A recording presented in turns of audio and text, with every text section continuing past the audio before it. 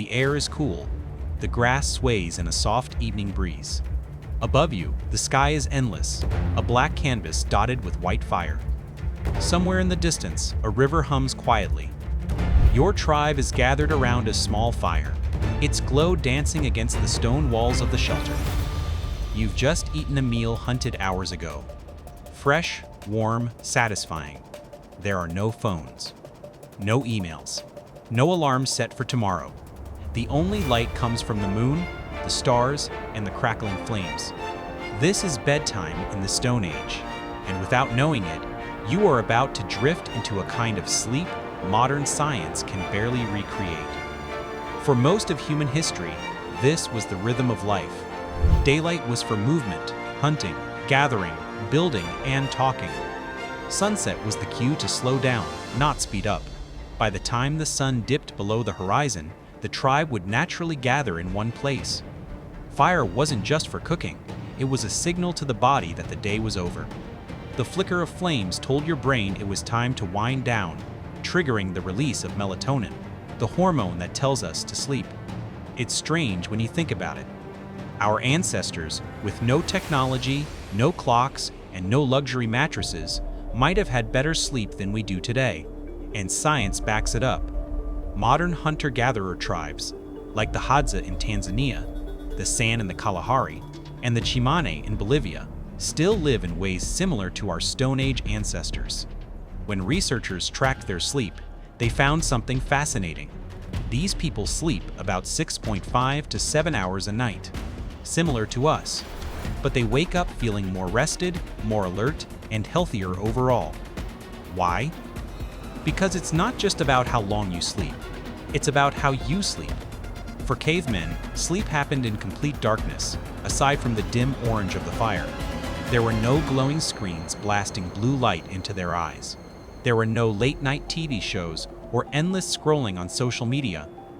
The natural cycle of light and dark kept their circadian rhythms, our body's internal clock, perfectly in sync with the world around them. When the sun rose, the tribe rose. When the sun set, their bodies started to prepare for deep rest. Even their sleeping arrangements helped. Cavemen often slept close together, not only for warmth, but for protection. This sense of safety is something modern bedrooms often lack. Today, we might have locks on our doors, but anxiety still keeps millions awake. In the Stone Age, being surrounded by your group meant knowing you were protected, and that subconscious calmness allowed for deeper, uninterrupted rest. The temperature played a role too. Most caveman sleeping spots would naturally drop to around 60-65 degrees 15-8 degrees Celsius at night, which scientists now know is the ideal temperature for deep sleep. Modern humans often sleep in rooms that are too warm, disrupting our body's cooling process that's essential for entering restorative slow-wave sleep. And then there's the sound. Cavemen slept to the soft chorus of night. Rustling leaves, flowing water, distant animal calls. Compare that to today's constant traffic noise, buzzing electronics, or the faint hum of a refrigerator. Studies show that even low-level artificial noise can disrupt sleep cycles and prevent the brain from reaching its deepest phases of rest. But there's one more thing, something we've lost entirely. For cavemen, night wasn't just a block of unconsciousness. It was a time of shared stories, quiet reflection, and connection. Sitting around the fire before bed, the tribe would talk, tell myths, plan hunts, and pass down knowledge. That pre-sleep connection wasn't just social, it was emotional security. In modern life, we often end our days alone, staring at a phone, our minds cluttered with the news cycle and personal worries. For our ancestors, the mind was cleared before bed, and that meant less tossing, less turning, and fewer stress dreams. And here's the part that might surprise you. Modern sleep studies on hunter-gatherers show that they don't nap much during the day. Instead, their sleep at night is so restorative that they don't need to. Compare that to us, constantly reaching for coffee, yawning through meetings, or counting down hours until bedtime. So, if cavemen had better sleep, why do we, with all our advancements, struggle so much? Why do nearly 62% of adults worldwide report not getting enough rest, according to the World Health Organization? The answer lies in the environment we've created for ourselves. Artificial light, endless stimulation, irregular schedules, and the erosion of our natural connection to day and night. And yet, there's something else. Something that makes this story even more intriguing. When researchers from UCLA studied the sleep patterns of the Hadza, San, and Tsimane tribes, they noticed that their sleep start and end times lined up not just with sunset and sunrise, but with temperature changes. Sleep would often begin when the temperature started to drop sharply after sunset, and people would wake up naturally when it began to rise again, even before sunrise. This suggests our ancestors' bodies were finely tuned to environmental cues in a way that we've almost completely lost. The more you think about it, the more it feels like we're running an uncontrolled experiment on ourselves. We've replaced the sky with screens, the fire with LED bulbs, and the night sounds with mechanical hums. And in the process, we've forgotten how to sleep the way humans were designed to. But maybe we can remember.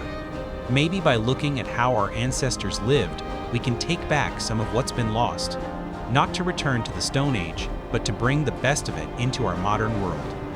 If you want to know exactly how cavemen slept and how you can copy their secrets to wake up more rested, more focused, and more alive, make sure you stick with us for the next part, because what you're about to learn might make you rethink everything you know about bedtime.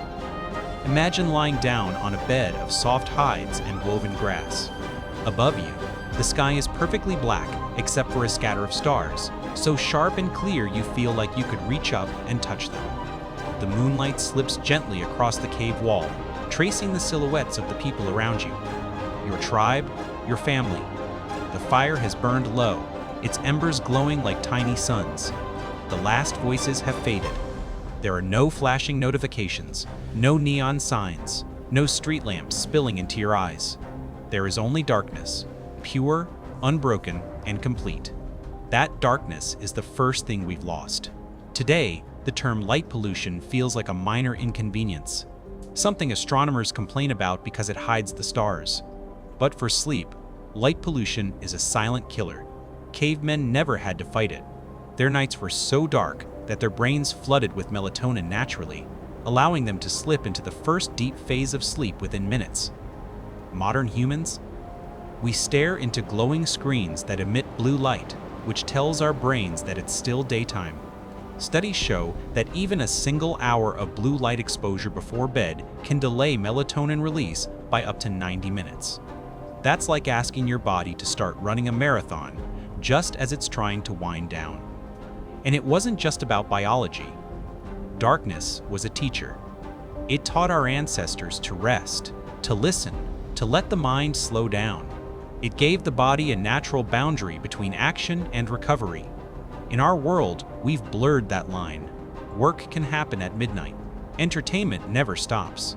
The human brain, which evolved over hundreds of thousands of years to follow the sun, is now expected to follow a schedule of constant artificial daylight.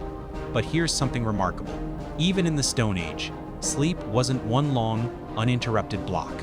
Research on traditional societies shows that many followed a biphasic sleep pattern, two distinct periods of rest separated by a quiet hour or two in the middle of the night.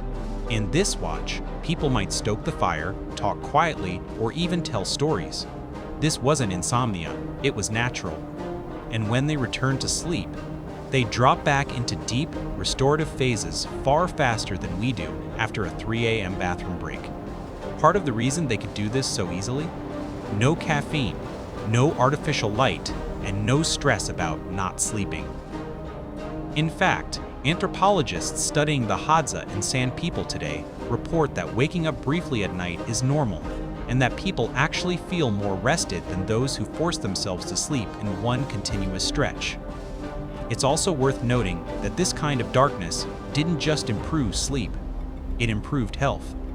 When you sleep in pure darkness, your body produces more melatonin, which is not only a sleep hormone, but also a powerful antioxidant. It helps repair cells, regulate the immune system, and even reduce the risk of certain cancers. we're only beginning to understand how much our ancestors benefited from a nightly dose of it. And then there's the psychological side. Cavemen weren't lying awake scrolling through a feed of tragedies, political arguments, and endless ads.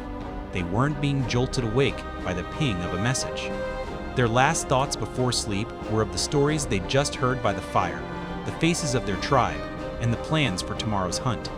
Their mental landscape before bed was calm, predictable, and safe. A sharp contrast to the anxious chaos many of us carry into our pillows today. But it wasn't all perfect. Night in the Stone Age carried its own risks. Predators lurked, rival tribes could attack. The darkness could hide both beauty and danger. And that's where another difference emerges. Cavemen didn't sleep deeply all at once. They slept in shifts. Some members of the group would drift into the deepest phases, while others remained in lighter sleep, attuned to movement, sound, or the smell of smoke. This sentinel hypothesis suggests that human sleep evolved as a kind of security system, and that sleeping in groups allowed the whole tribe to get more rest without leaving themselves vulnerable. What's interesting is that even this aspect of ancient sleep benefited rest quality. Modern people often wake up because of random noises or lights, but cavemen's brains were trained to ignore familiar sounds, the crackle of fire, the breathing of others, while staying alert for unfamiliar ones, like the snap of a twig or the growl of an animal. Today, our constant exposure to artificial noise has scrambled that instinct. The hum of a refrigerator is meaningless, yet it can still jolt us out of deep sleep. The more you look at it, the more it becomes clear. Cavemen weren't sleeping more than us. They were sleeping better. Every element of their environment was tuned to their biology. From the darkness to the temperature drop after sunset, to the sense of safety that came from being part of a group. And perhaps the most powerful difference is this. In the Stone Age, sleep was never seen as wasted time. It wasn't something to cut down on to get more done. It was a sacred part of life, tied to survival, health, and even spirituality. Many ancient cultures believed dreams were messages from ancestors, from spirits, or from the gods. In this way, sleep wasn't just rest. It was a bridge between the physical and the unseen. If you're wondering why we sleep so poorly today, maybe the answer is simple. We've stripped away the rituals, the darkness, the connection, and the respect for rest that our ancestors lived by. And in the next part, we'll explore exactly what cavemen's days looked like and how their daylight habits made their nights even better.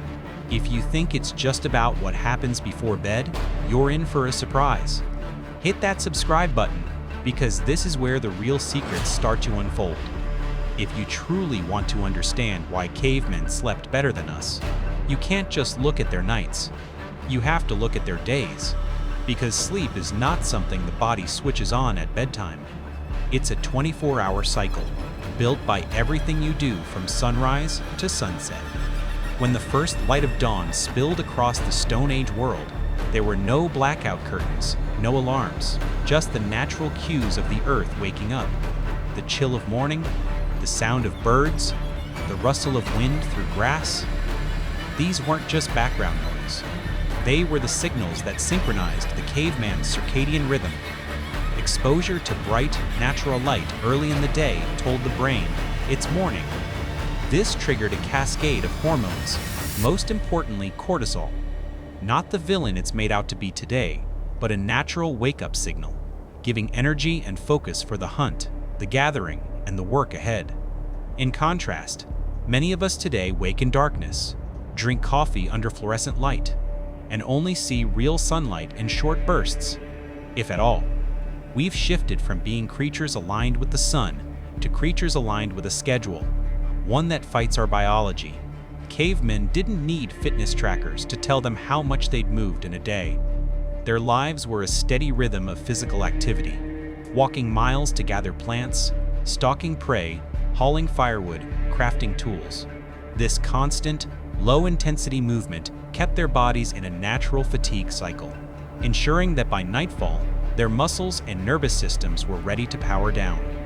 In modern life, we often do the opposite, sitting for hours, then jolting our bodies with an intense workout and expecting to wind down instantly afterward. And here's a critical factor. Cavemen's activity wasn't just physical, it was purposeful. Every action had meaning: survival, protection, creation. This sense of purpose created mental clarity and reduced the type of aimless stress we carry today. Research consistently shows that people with a clear daily purpose fall asleep faster and experience deeper rest. That's not a coincidence, it's biology. Another major difference was diet. Cavemen ate with the day, not against it. Meals happened in alignment with activity. The biggest energy bursts after hunts or foraging trips, lighter snacks in between. By sunset, digestion had already slowed. Compare that to the modern habit of heavy dinners at 9 p.m. and midnight snacks under a TV's glow. Even without knowing the word metabolism, cavemen lived in a way that supported it. And there's something else modern science has only recently confirmed: their relationship with temperature. The human body sleeps best when core temperature drops slightly. Cavemen's days were warm, their nights cool, often dropping several degrees after sunset. That cooling told the body it was time to sleep. We, on the other hand, often keep our environments at a constant temperature, robbing our bodies of the natural cues they evolved to follow. It's also worth noting how sunlight and fire shape the quality of rest. The sun's full-spectrum light early in the day strengthened their circadian rhythm, while the fire's warm, red-orange glow at night acted as the perfect sleep light, signaling to the brain that the day was done. Compare that to our modern lighting, cool white LEDs at all hours, and you can see why our brains are confused. There was also the matter of noise, or rather, the lack of it. Cavemen lived with a soundscape of nature, wind, water, distant animal calls. These sounds were predictable and, crucially, low in frequency, the opposite of modern city noise, which is irregular and often high-pitched. Sudden, unpredictable sounds spike adrenaline even during sleep, disrupting cycles. A modern night can be filled with dozens of these micro-awakenings we don't even remember, each one chipping away at our rest. But perhaps the most overlooked factor of all was trust. Cavemen slept in groups. This meant that no individual had to be on alert for danger all night. Someone else always had a watchful ear. This communal safety net reduced nighttime anxiety. Modern humans, even when physically safe, often sleep with a hyper-alert mind, worrying about alarms, deadlines, or emergencies. Cavemen's worries were real, but they were immediate and tangible, not abstract and constant. And while our days are fragmented, filled with digital interruptions, theirs were cohesive. One task flowed naturally into another. There was no constant mental switching, no endless list of half-finished jobs. This allowed their minds to transition into rest mode without the mental residue that modern neuroscience has linked to insomnia. In short, the quality of their sleep began at sunrise. It was written into every decision, every step, every bite of food.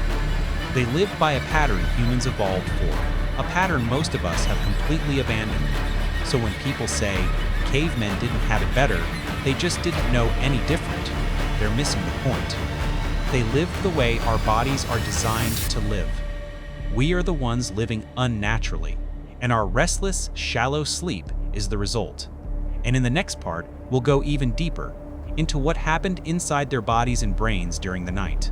Because the way they cycled through sleep wasn't just better for rest, it might have made them sharper, faster, and healthier than us in ways we'd never considered. Subscribe now, because this is where science starts to confirm what the Stone Age already knew. When the last embers of the fire glowed and the soft chorus of night insects took over, cavemen entered a world that was as important to their survival as the hunts and harvests of the day. Their nights weren't a blackout. They were a symphony of phases, each one working like an invisible repair crew, restoring body, sharpening mind, and priming spirit for the challenges ahead. The first stage of sleep came quickly. Without phones to scroll, screens to watch, or city lights to delay melatonin release, cavemen's bodies were ready. As eyelids closed, the brain entered light sleep, a brief gateway where heart rate slowed, breathing deepened, and the nervous system shifted from alert to repair mode. Within minutes, they slipped into deep, slow-wave sleep, the phase modern people are chronically deprived of. Slow-wave sleep was their body's workshop. Here, cells repaired damage from the day's exertion. Muscles rebuilt stronger fibers from the micro-tears of walking, climbing, or hunting. The immune system surged, producing disease-fighting cells. Growth hormone, often called the body's youth elixir, pulsed in high bursts, keeping their bodies resilient despite harsh living conditions. For us, missing this stage due to artificial light, irregular schedules, or stress means waking up feeling tired, even after 8 hours in bed. But cavemen didn't just get more deep sleep, they protected it. The cool night air kept core temperature low, which not only deepened sleep, but prevented midnight awakenings. The rhythmic crackle of fire and distant calls of nocturnal animals created a constant background sound, the Stone Age version of white noise, masking sudden disturbances that might jolt someone awake. From deep sleep, they transitioned into REM, the dream stage. For cavemen, dreams weren't meaningless. They were teachers. This is the phase where the brain replays and reorganizes experiences, forging memory and problem-solving connections. The hunter who missed a spear throw during the day might dream of stalking prey again, subtly refining skills for the next attempt. The mother who heard a predator's call once might relive it in her mind, training her instincts to react faster in real life. Modern science confirms that REM strengthens creative problem-solving, emotional regulation, and learning, exactly the skills a Stone Age human needed to survive. Today, with disrupted schedules and caffeine-fueled evenings, we often cut our REM short, robbing ourselves of one of the most critical brain upgrades nature designed. Cavemen's sleep also followed a pattern modern researchers call segmented sleep. They didn't necessarily sleep in one 8-hour block. Often, they'd have a first sleep from early night to midnight, wake briefly, to tend the fire, talk quietly, or share stories, then drift back into a second sleep until dawn. Historical accounts up to the 17th century show this was common even in pre-industrial societies. That midnight waking wasn't insomnia. It was a built-in rhythm, giving space for reflection, intimacy, and planning without artificial interruption. There was another advantage: shared sleep vigilance. In a group setting, not everyone was in deep sleep at the same time. Cycles naturally staggered, meaning someone was always in lighter sleep, ready to notice danger. This communal safety reduced the need for constant alertness, allowing deeper phases to occur more frequently. Modern humans often sleep alone or with minimal environmental awareness, but paradoxically, our minds remain on guard in ways that block these deeper phases, a relic of our evolutionary wiring. And here's a powerful truth: the benefits of their nights carried straight into their days. A hunter waking from a night of unbroken slow wave and REM cycles had faster reaction times, sharper spatial memory, and better emotional stability. A gatherer with deep rest could walk farther, recall more edible plant locations, and stay calmer under threat. Sleep was not just rest. It was training, repair, and optimization rolled into one. Contrast that with modern humans. Shorter deep sleep, reduced REM, constant micro-awakenings from light, sound, or anxiety. We wake up foggy, rely on stimulants to get moving, and by nightfall, our bodies are out of sync with the rhythm nature designed for us. But perhaps the most profound difference is this: cavemen's nights ended with anticipation, not dread. They woke to the sight of dawn, the smell of dew on grass, the sound of a tribe stirring. Their first thought wasn't about unpaid bills, unanswered emails, or a global news feed. It was today, I live again. That mental framing, the absence of the crushing cognitive load modern life delivers before breakfast, shaped how they approached sleep in the first place. You can't sleep deeply if you're already bracing for tomorrow. So, can we ever sleep like them again? Science says we can, at least partially. Studies on rewilding show that just a few days of camping, waking with sunlight, and avoiding artificial light after sunset can reset circadian rhythms, improve deep sleep, and boost mood. Even in the modern world, small shifts, more daylight exposure, cooler nights, reduced evening screen time can reclaim a piece of the Stone Age night. But maybe the bigger lesson isn't about copying their sleep exactly. Maybe it's about remembering that sleep is not a luxury, it's the foundation on which everything else is built. Cavemen didn't need to optimize their nights. Their lives were already built for it. Ours are not. And that's the real question. Will we keep living against our nature, shaving away the very thing that made us strong, fast, and resilient? Or will we remember that, once upon a time, humans ruled the day because they mastered the night? Subscribe now, because next time, we'll uncover another ancient truth that might just change the way you live tomorrow.